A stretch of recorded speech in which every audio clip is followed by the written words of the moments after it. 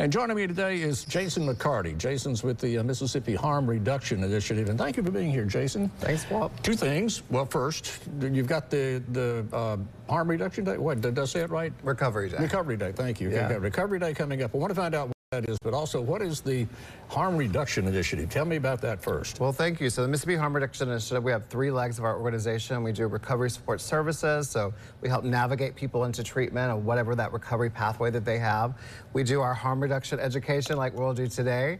And then we actually have a domestic violence shelter in Hinds County. Oh, okay. So, and all of this is related primarily with drugs, right? And, for people who use drugs. Yes. Okay.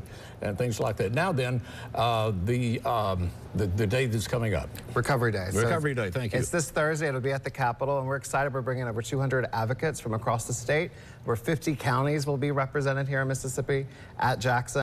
And so what it is, we bring people together to really hope that our legislators know that we need funding for recovery support services.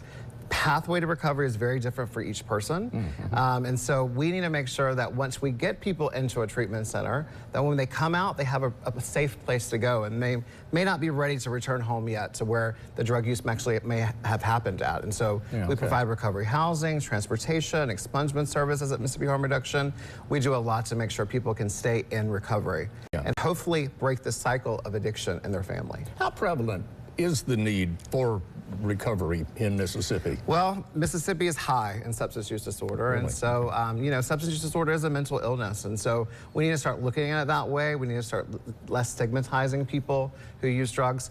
I'm a person in long-term recovery. I had a 20-year drug addiction, and I stand in front of you today in full-time recovery, really grateful that my pathway led to where we are today. But I'll tell you what, without things like Narcan, without the drug naloxone to help with overdoses, we can't keep people alive. And if I can't keep you alive, I can't get you into treatment, and recovery can't happen. Yeah, and you're going to tell us about this naloxone. Yeah, so we're really grateful to the legislature last year. They passed House Bill 1137 at Recovery Day. That was our big prompt last year. And so community organizations like mine can legally distribute it now.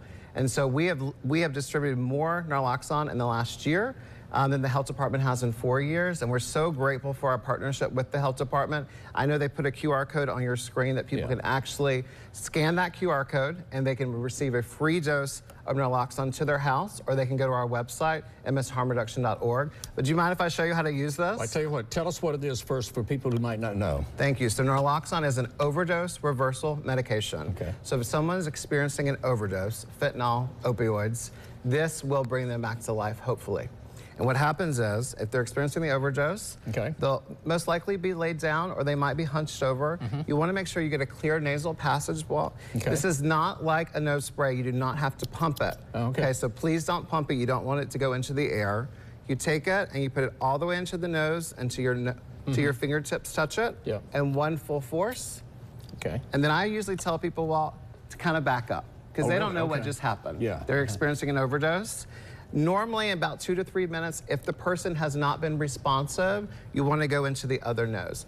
What this does is it allows the great people at AMR to get to you, Okay, so this is not, you don't want to do this and then get up and watch TV. This is a partnership with AMR. Yes, okay, so you want to be dialing 911 at the same time that you're doing this. And hopefully someone's with you. If not, I would administer this first, then call 911. If someone's with you, ask them to call 911 why this is happening. You get 2 doses in a box. Now, we're seeing strands of fentanyl that's pretty strong. And so if this does not come back after 1, go in with the other dose into the other nostril. Okay, is this going to hurt people if they're drunk and they're not on drugs? I'm glad you asked. No, it will not hurt you. It might give you a little headache. It'll wake you up. No, so will the booze. But it's not going to hurt you. And so that's what we tell people all the time. If you think a family member or a neighbor or a friend is experiencing an overdose, give this to them. It is life-saving.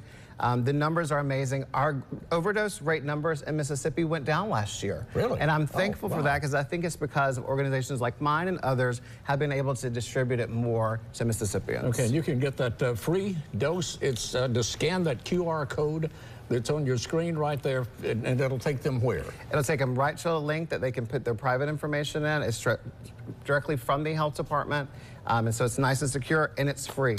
And this is something that should be in every house in Mississippi, whether you have a drug user in your house or not, because I don't know of a family that has not, to some degree, had some touch with someone who's using drugs. That's right.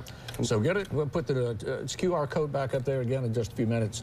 But thank you. Thank you for dropping by. It was very nice to see you today. And that's Thursday at the Thursday, all day at the Capitol. Come visit with us.